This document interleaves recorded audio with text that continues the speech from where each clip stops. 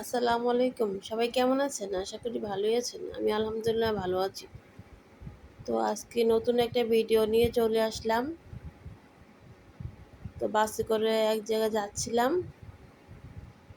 দেখেন একটু বৃষ্টি হলেই শাহজাহানপুরের এদিকে কত পানি রাস্তার মধ্যে জমে যায়। এত পানি, পানির জন্য গাড়ি ঘোড়া যেতেই পারছে না। গাড়িগুলো সব নষ্ট হয়ে গেছে, মানুষ অফিস আদালত যাইতে পারছে না। কি অবস্থা একটা, এইসব রাস্তাঘাট এত খারাপ। একটু বৃষ্টি এলেই পানি একদম ভরে যায়। তো মানুষের কত ভোগান্তি এইসব রাস্তাঘাট নিয়ে।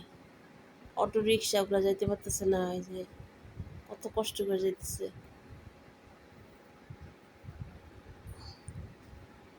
এই দেখেন গাড়িগুলা কি অবস্থা, মানুষ যদি যায় মানুষ একদম ভিজায় দিচ্ছে, এত কষ্ট করে যাচ্ছে। এত পানি, ড্রেনগুলোতে পানি সরছেই না। এই অবস্থার মধ্যে কিভাবে মানুষ যাচ্ছে অফিস আদালতে? বৃষ্টিতে মানুষ যেতেই পারছে না, এত বৃষ্টি আর আডুর উপরে উঠে পানি। মানুষ কাজে কামে কিভাবে যাবে?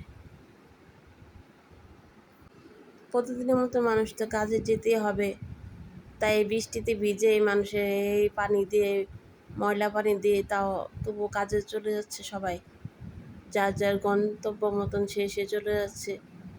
না যেহেতু উপায় নেই, অফিস আদালতে এইসব বুঝবে না। যার যার যেখানে যেখানে কাজ আছে সেখানে যেতেই হবে। তাই সবাই এই বৃষ্টির মধ্যেই, এই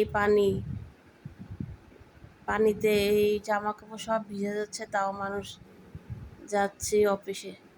কিছুই করার নেই। এই সরকার এই রাস্তাগুলো ঠিক করে না।